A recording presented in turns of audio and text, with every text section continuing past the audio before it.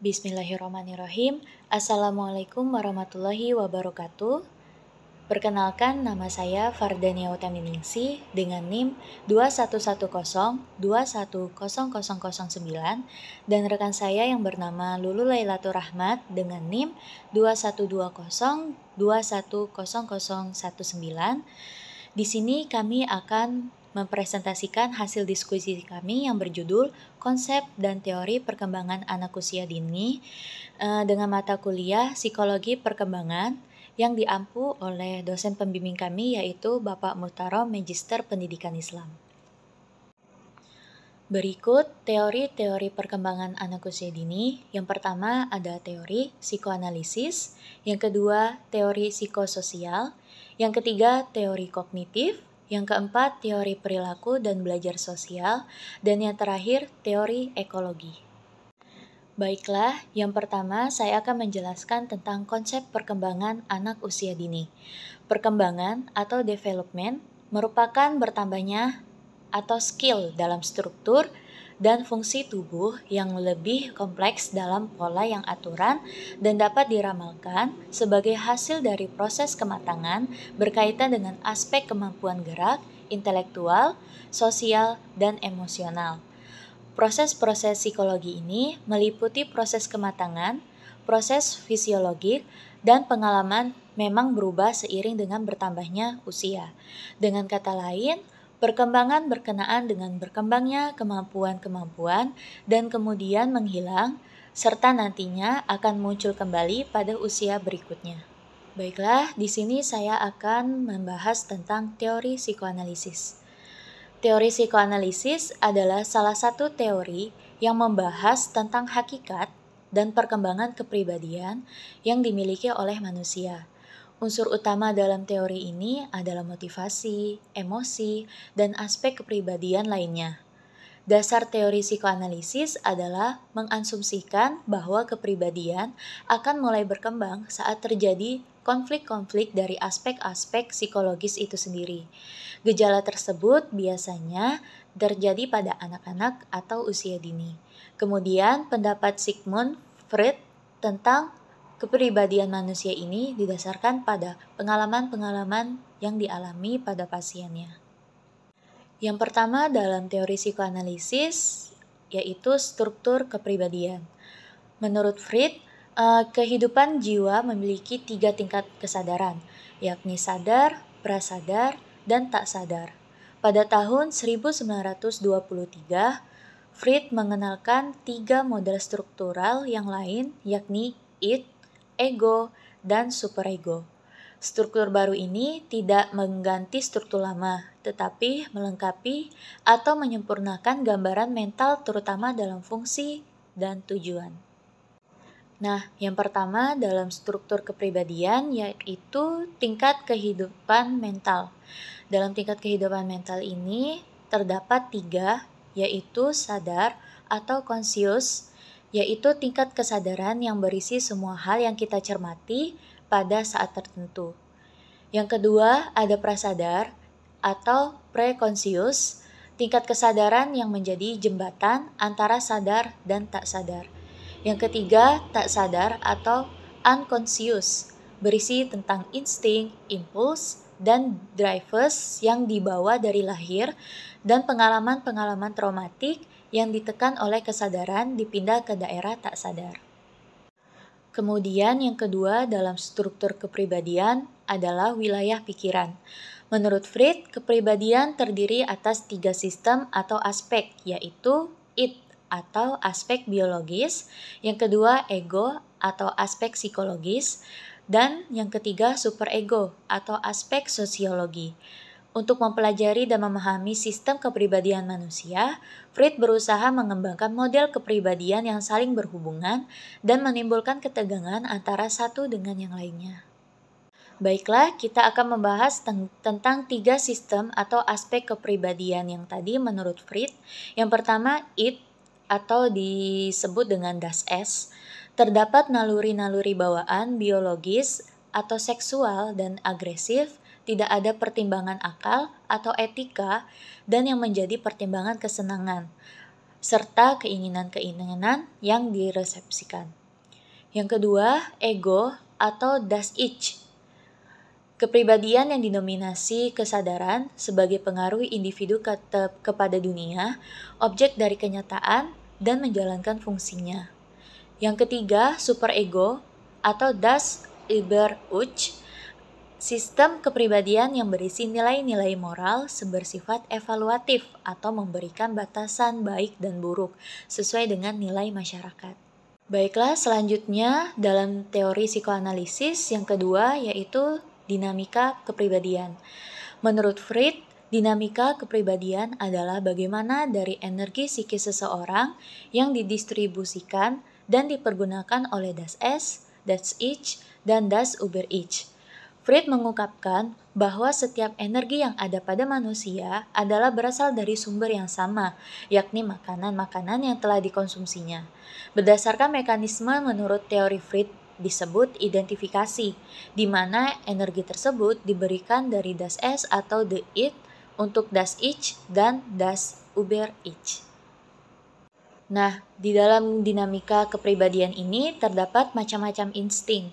Yang pertama, insting hidup atau life instinct atau eros, yaitu kecondongan untuk mempertahankan ego, mengadakan kesatuan yang semakin erat, dan akan semakin mantap untuk mempertahankan hidup. Yang kedua, insting mati atau death instinct atau thanatos, yaitu untuk menghancurkan dan menceraikan apa yang sudah bersatu karena tujuan terakhir makhluk hidup ialah mau tidak mau, yaitu meninggal dunia.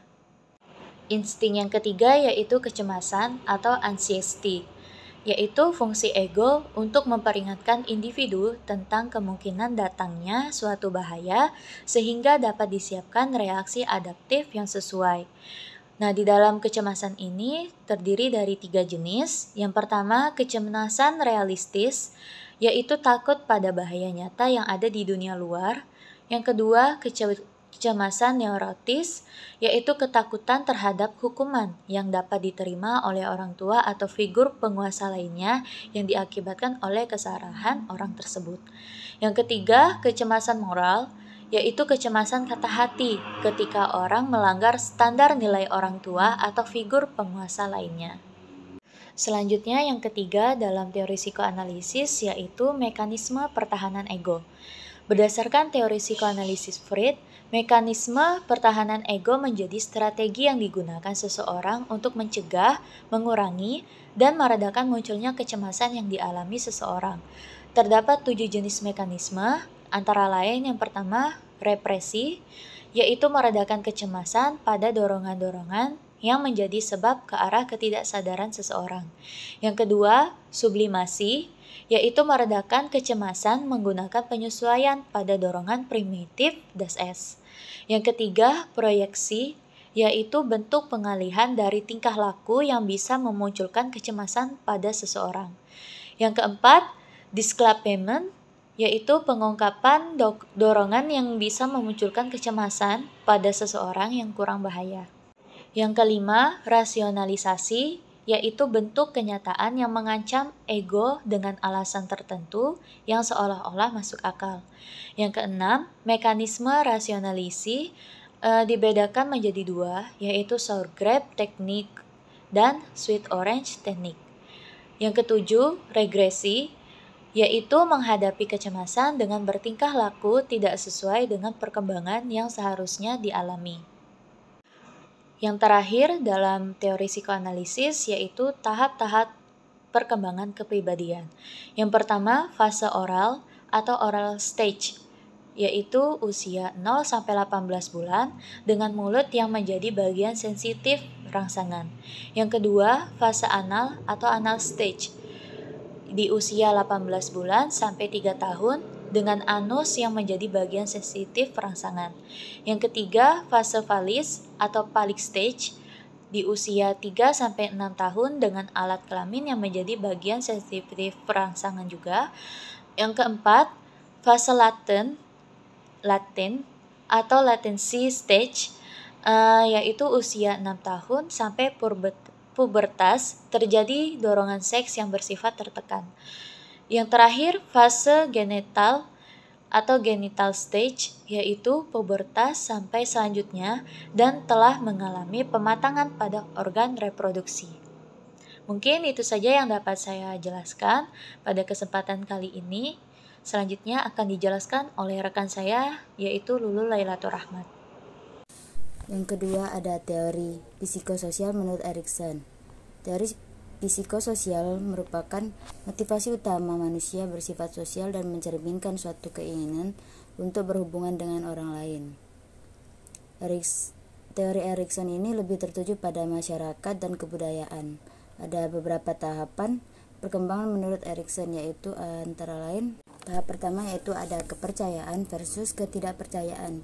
Biasanya terjadi pada masa bayi tahun pertama. Tugas perkembangan pada tahap ini yaitu menumbuhkan dan mengembangkan kepercayaan, biasanya pada ibu atau babysitter atau caregiver. Jika mengalami kegagalan tugas perkembangan, maka bayi tumbuh dalam ketidakpercayaan sehingga mudah takut dan biasanya rewel. Yang kedua yaitu ada otonomi versus malu dan ragu-ragu. Biasanya terjadi pada masa bayi 1-3 tahun. Tugas perkembangan pada tahap ini yaitu sudah mulai mau mengerjakan segala sesuatu sendiri, misalnya makan es krim sendiri, memakai sabun sendiri ketika mandi. Jika mengalami kegagalan tugas perkembangan, misalnya karena sikap atau menegur dari caregiver ketika anak belajar mandiri, maka pada anak akan tumbuh rasa malu, pada perilakunya akan selalu tampak keraguan-raguan. Dan yang ketiga ada inisiatif versus rasa bersalah.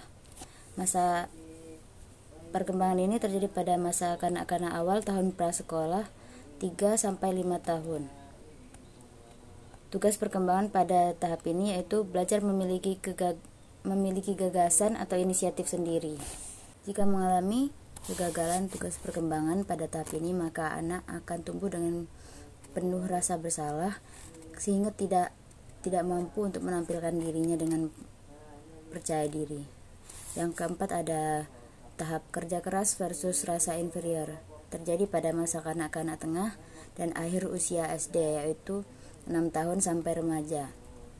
Tugas perkembangan pada tahap ini yaitu mengembangkan kemampuan kerja keras, yaitu untuk mulai mampu menyelesaikan setiap pekerjaan dengan sungguh-sungguh.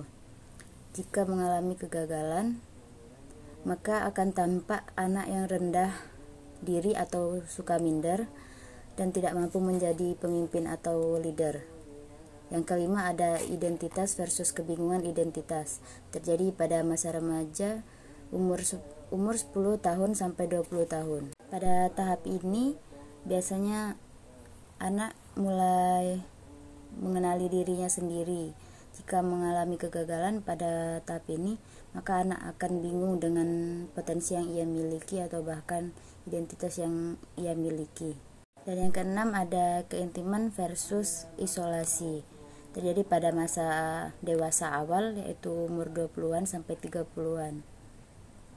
Yang ketujuh ada tahap generativitas versus stagnasi. Terjadi pada masa dewasa tengah, umur 40 sampai 50 tahun. Dan yang ke-8 ada tahap integritas versus keputusasaan. Terjadi pada masa dewasa akhir, umur 60 tahun ke atas. Yang kedua ada teori kognitif. Teori perkembangan kognitif menurut Piaget merupakan salah satu teori yang menjelaskan bagaimana anak beradaptasi dengan menginterpretasikan objek dan kejadian-kejadian di sekitarnya, serta bagaimana anak mempelajari ciri-ciri dan fungsi dari objek-objek seperti mainan, perabotan, dan makanan, serta objek-objek sosial lainnya seperti diri sendiri, orang tua, dan teman sekitarnya. Adapun tahap-tahap perkembangan dalam teori kognitif Piaget yaitu yang pertama ada tahap sensori motorik, terjadi pada umur 0 sampai 2 tahun. Pada tahap ini anak memiliki kecakapan psikis untuk mengerti bahwa suatu objek masih tetap ada. Dan yang kedua ada tahap praoperasional yaitu umur 2 sampai 7 tahun. Pada tahap ini anak memiliki kemampuan menggunakan simbol-simbol yang menggambarkan objek yang ada di sekitarnya. Dan yang ketiga ada tahap operasional, terjadi pada umur 7 sampai 11 tahun. Anak mampu berpikir logis, namun belum bisa berpikir abstrak. Dan yang keempat ada tahap operasional formal, terjadi pada umur 11 tahun sampai umur dewasa. Pada tahap ini anak mampu berpikir abstrak dan menyelesaikan masalahnya. Selanjutnya ada teori perilaku dan belajar sosial.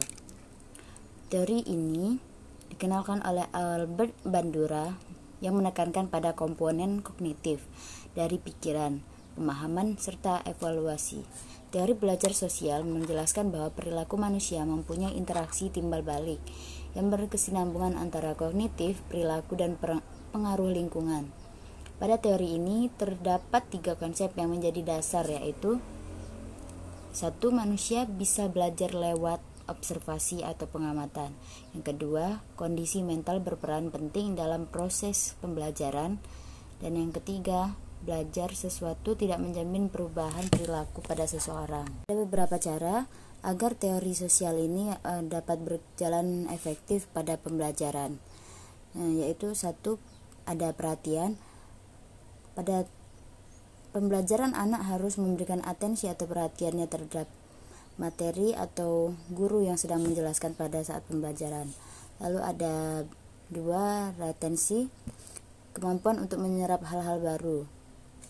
Lalu yang ketiga, reproduksi, melatih tindakan yang telah dipelajari sehingga perilaku akan semakin terasa, yaitu mempraktekkan dari pembelajaran itu sendiri. Lalu ada motivasi, pemberian hadiah atau hukuman bisa menjadi cara untuk menggali motivasi untuk meniru perilaku yang telah dilihat. Ada beberapa ciri-ciri yang ada pada teori Bandura, yaitu ada A. Unsur pembelajaran utama ialah dari pemerhatian dan peniruan oleh guru yang ditiru oleh anak. Dan B. Ada tingkah laku model dipelajari melalui bahasa, teladan, dan nilai. Yang C. Anak meniru suatu kemampuan dari kecakapan yang dilakukan oleh guru. Lalu yang D, ada anak memperoleh kemampuan dari kepuasan dan penguatan yang positif dari guru. Dan E, yang terakhir, proses pembelajaran meliputi perhatian, mengingat, meniru dengan tingkah laku, dan diakhiri penguatan yang positif melalui motivasi oleh guru. Lalu yang selanjutnya ada teori ekologi. Teori ekologi merupakan teori yang berasal dari seorang ahli psikologi Amerika bernama Uri Bronfenbrenner yang merumuskan teori ekologi dalam psikologi perkembangan untuk menjelaskan bagaimana kualitas yang diwarisi oleh seorang anak dan lingkungannya tempatnya berinteraksi dapat mempengaruhi bagaimana tumbuh kembangnya. Bronfenbrenner menekankan pentingnya untuk mempelajari seorang anak dalam konteks lingkungan yang beragam untuk memahami proses perkembangannya. Ada 5 sistem lingkungan menurut teori ekologi Bronfenbrenner, yaitu A. Ada mikrosistem, setting di mana individu menghabiskan banyak waktu pada tahap ini. Lalu B. Ada mesosistem, mencakup interaksi dan masalah yang terjadi dalam sebuah mikrosistem akan berpengaruh pada kondisi mikrosistem yang lainnya. Yang C. Ada ekosistem, terjadi ketika pengalaman di setting lain, di mana murid tidak berperan aktif, mempengaruhi pengalaman murid dan guru dalam konteks mereka sendiri. Dan D. Ada makrosistem, mencakup peran etnis dan faktor sosial ekonomi dalam perkembangan anak. Dan E. Ada kronosistem, mencakup pengaruh lingkungan dari waktu ke waktu beserta caranya mempengaruhi perkembangan dan perilaku. Baiklah, mungkin itu saja yang dapat kami sampaikan. Saya mohon maaf jika ada salah kata atau perbuatan. Saya akhiri. Wassalamualaikum warahmatullahi wabarakatuh.